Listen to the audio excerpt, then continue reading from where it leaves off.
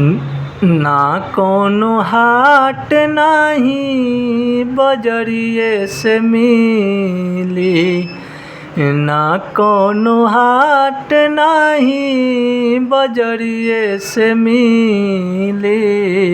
ई ममता दुलार ह मयरिए से मिली, ई ममता दुलार ह मयरिए से मिली।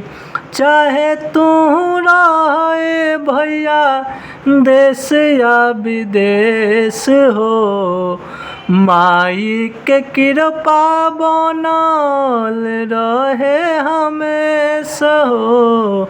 चाहे तू रहे भैया देश या विदेश हो, माई के कृपा बनल रहे हमेशा हो।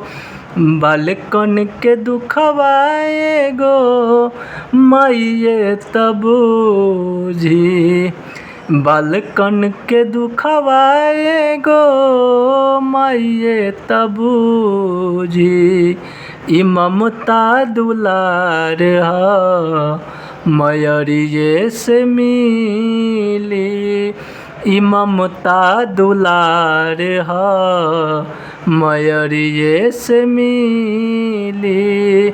ना कौनो हाट नाही बजरिए से मिली, ना कौनो हाट नाही बजरिए से मिली। ई ममता दुलार ह मयरिए से मिली, ई ममता दुलार ह मयरिए से मिली।